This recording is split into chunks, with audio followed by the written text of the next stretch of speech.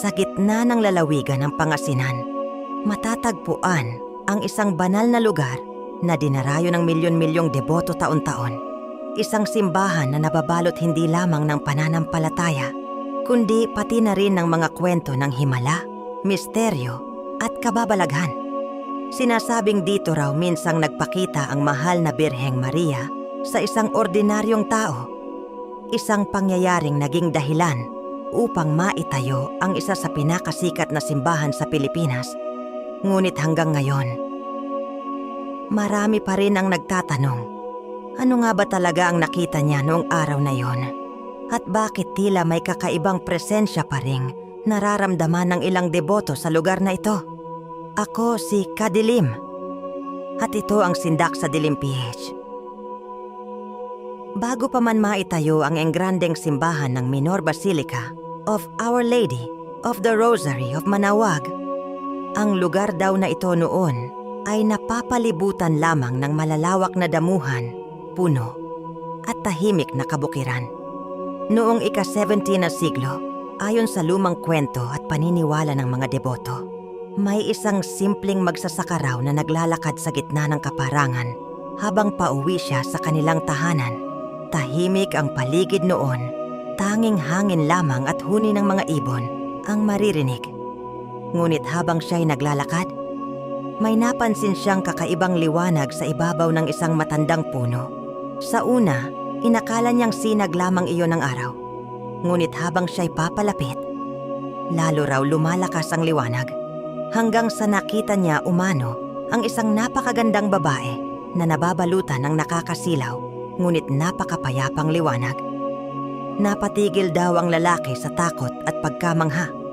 Hindi siya makagalaw habang nakatingin sa mahiwagang anyo sa ibabaw ng puno.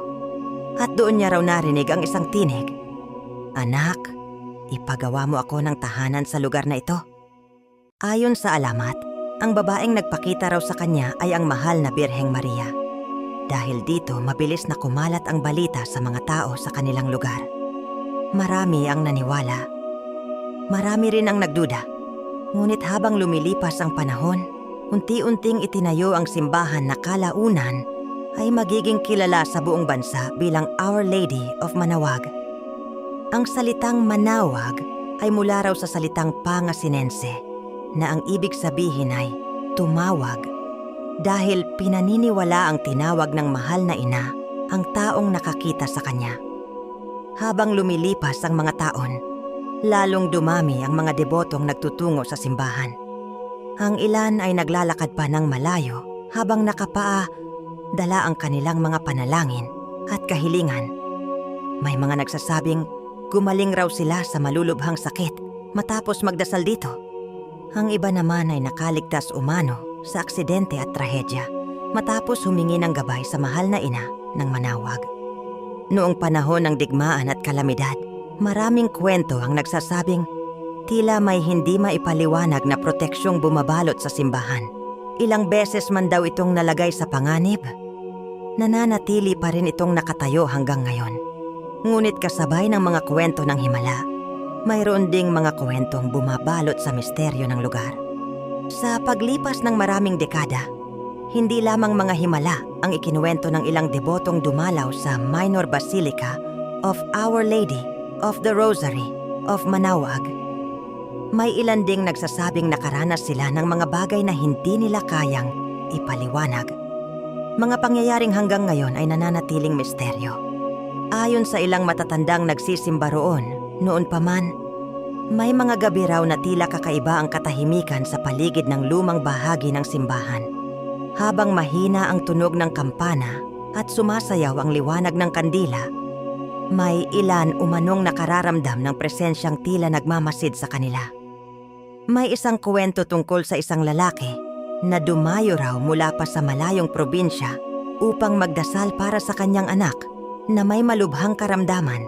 Halos gabi na raw nang matapos siyang manalangin sa loob ng simbahan. Habang siya'y nakaluhod at nakayuko, may naamoy raw siyang kakaibang samyo ng bulaklak kahit wala namang tao sa paligid. Pagtingala niya, ayon sa kanyang salaysay, tila may nakita raw siyang puting anyong nakatayo malapit sa altar Hindi niya raw makita ng malinaw ang mukha nito dahil nababalutan ito ng maliwanag na liwanag. Sa sobrang pagkabigla, napapikit siya at muling yumuko. Ngunit nang muli siyang tumingin, wala na ang mahiwagang anyo.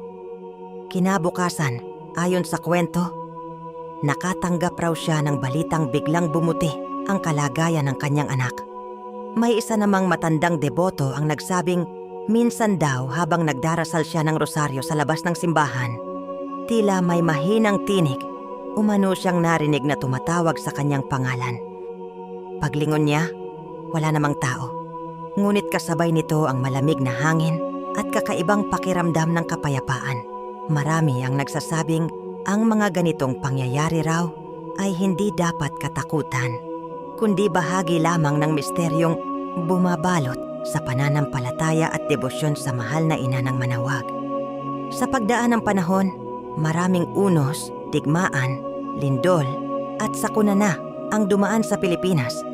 Ngunit nananatiling matatag ang simbahan ng Manawag habang lumalalim ang gabi at unti-unting nawawala ang ingay ng mga deboto. Mas lalo raw mararamdaman ang kakaibang katahimikan sa paligid nito. May ilang gwardiya at tagapaglinis noon ang nagkwento na minsan daw ay nakakarinig sila ng mahinang yabag sa lumang bahagi ng simbahan kahit wala ng tao. Ang iba naman ay nagsasabing tila may naririnig silang mahinang pagdarasal kapag madaling araw. Ngunit sa halip na matakot, karamihan sa kanila ay nakakaramdam daw ng kapanatagan. Para bang may isang banal na presensyang patuloy na nagbabantay sa lugar. At hanggang ngayon, nananatiling buhay ang misteryo ng Manawag. Isa nga ba itong himala? Isang kabanal-banalang pagpapakita? O isang misteryong hindi kailanman kayang ipaliwanag ng tao?